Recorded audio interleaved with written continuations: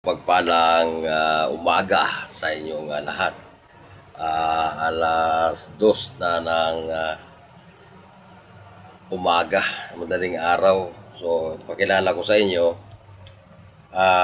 ang gamit ko dahil sa mga taong nangangaral at nag-aaral sa lihim ng karunungan ay pakilala ko kasi ito talaga ay totoo talaga. Ay hindi mo to tinatawag nilang sa kanila kasi tinatawag itong anting-anting, pero para sa akin ay ito ay kayamanan ito, kasi biyaya po ito galing ng ating Ama makapangyarihan sa lahat, si Jesus Christ o si Jesu Kristo, o sa Hindu Trinity ay si Lord Shiva. Ipakilala ko sa inyo, ito yung nyug po ito. Nyug na isa lamang ang mata sa gitna, walang bibig. Isang mata sa gitna, nyug na isang mata lang talaga sa gitna. Ito ay tinatawag na 1 in a million na nyug. Ito yung harap niya. Linagyan ko ng design, ganyan. Ang design po nito ay ang Satur Coronados. At nasa Biblia po ito ang disenyo na yan. Ang disenyo na yan ay si Angel Serapin. At ito naman yung Holy Trinity ko na nyug na isang mata din. Isang mata din ng Kaya ito sa likod din, ito sa likod, isang mata, isang bibig. Isang mata, isang bibig. Ayan. Ayan. Anyway, itong harap nito, ang likod nito is andito na. Bari, ang likod nito, tinakpan ko ng isang mata, isang bibig. Para doble po ang ating swerte na Anyog na isang mata ay tinatawag po nila na 1 in a million or pinakaswerteng uri ng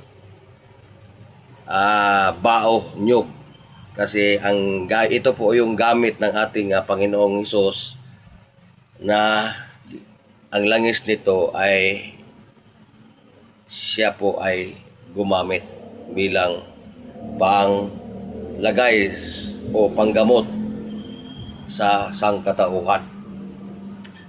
Pati ito, ang nyug na isang mata, isang bibig ay yan po ay pampaswerte, panghalina. Pero all in one, pampaswerte at protection, walang humpay na swerte, itong nyug na isang mata. 1 in a million daw yan. Kasama naman itong mga mutya, itong mga mutya ng saging na tindok. Mahirap din ito. Mutya ng lupa.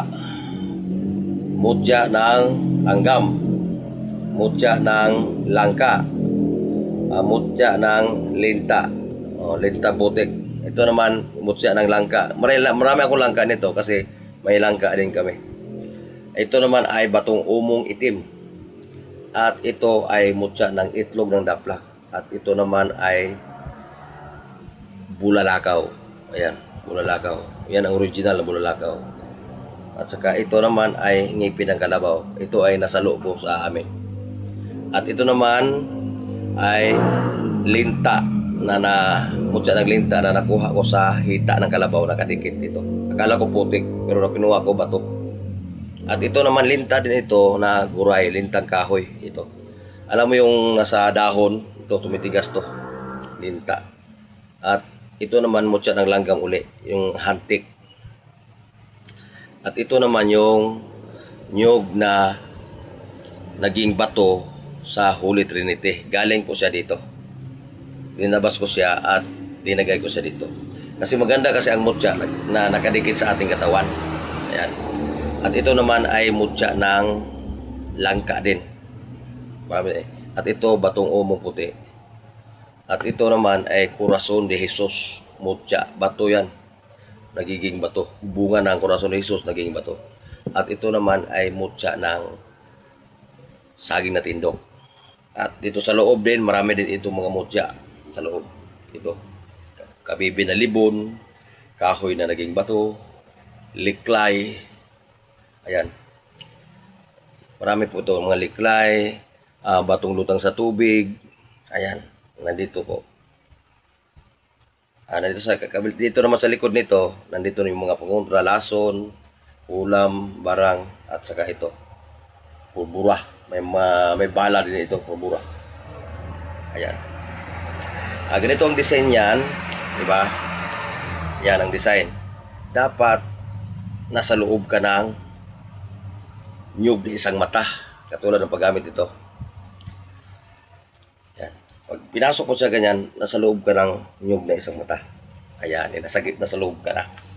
So yung spiritual mo at kalasag mo, nasa loob ka, protektado ka ng nyug na isang mata. Ayan po ang pagsuot yan. At kasama ng mga orasyon, buhayin mo ito sa loob ng 49 days na Martes at Biyernes. Ang orasyon nito, yung mamaam, satur ariputin ito para rutas. Tapos yung resiraye adunay dura na ura de narado, anaro dyan na may pipinis paton. Mamaam, at saka yung haek duna, Corpus Christi, lamurok milam iguso, tapos digalimlim, miinim nigunim. Yan ang mga orasyon nito. At saka yung anima series. At saka yung pantawag sa mga gabay mo, akulham, kasi may mga mutya kay. Yan. Pero kinonsulta ko doon sa mga antingero, ang sinasabi talaga is napakaswerte ko daw. Kaya sinasabi ko itong kayamanan ko ito kasi ito ibigay ng Diyos ang ating amang makapangyarihan. Kasi noong unang panahon kasi nahirap ka talaga sa buhay. Pero yung lumating ito sa akin, napakaswerte. Yung sinasabi na mga antingero, mga may kaalaman sa ganitong uri ng gamit, sinasabi nila na napakaswerte ko daw. Dahil magaan daw ang pamumuhay. Tama talaga. Na magaan ang pamumuhay ko, napakatama. Kasi magaan talaga ang pamumuhay ko eh.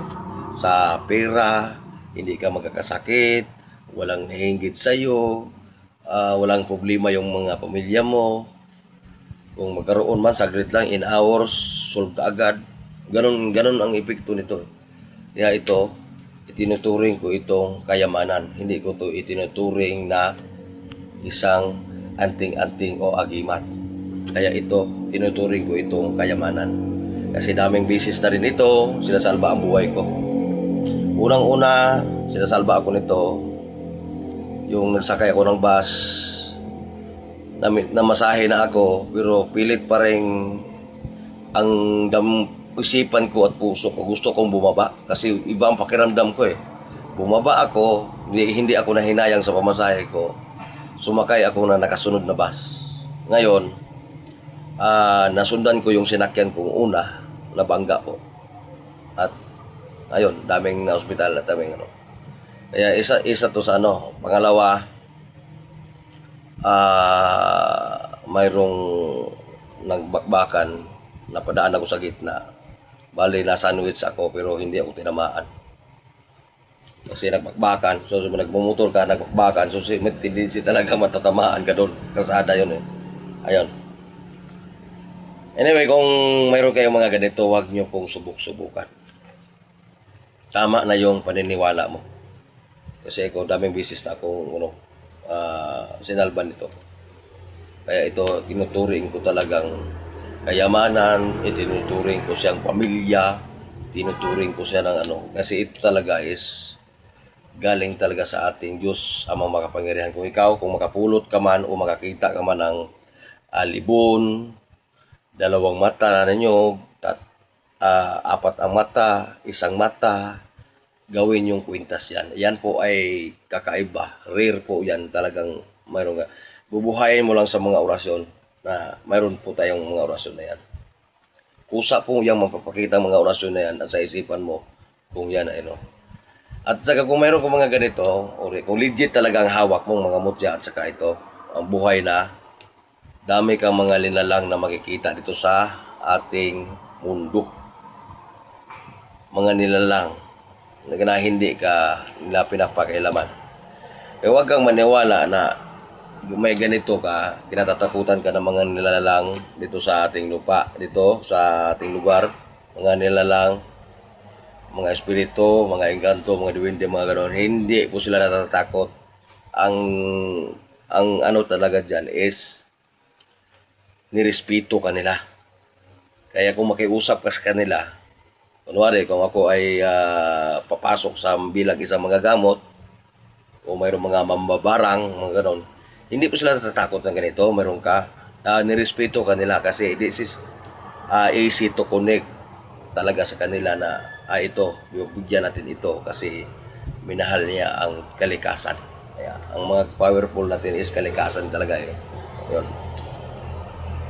So, kung may ganito ka, huwag mong ipagmayabang. Alagaan mo at ipapamana mo sa sunod na henerasyon. Kasi nagmula na sa akin na ganito, napakaswerte ang buhay ko. Biruin mo, mananalo ka sa loto. Kahit 5 lang, pero nanalo ko ng loto. Sa swerte, 16 times. Lahat ng sugal, halos lagi ko panalo. Kahit ito mga scatter na, madalas ang panalo ko eh. Yun. May maswerte talaga siya. Ito, inalagaan ko. May mga post naman ako sa video dito sa YouTube channel ko at doon sa Facebook, nandun yung isang matang hawak-hawak ko. Dalawa kasi ito. Yung isa, pinaubaya ko na sa Antingero doon sa Iloilo. At binili niya ng 150,000. Yung isa na yung taga Mindoro, nag-order din sa akin kasi may puno kaming ganito. Every 10 years, mamumunga siya. Swerte na yung kung magkaroon ng 3. Ito nasubukan ko at ito kasi may bato din sa loob niya. Bato ng nyug ito. Napakaswerte ko. At swerte na kasama ang pagtiwala. Salamat sa Panginoon natin kasi ibinigay sa atin ng ganitong uri na kayamanan. Kasi hindi ko tinuturing na anting-anting ito, agimat. Ito tinuturing ko itong kayamanan ko. At saka maraming salamat.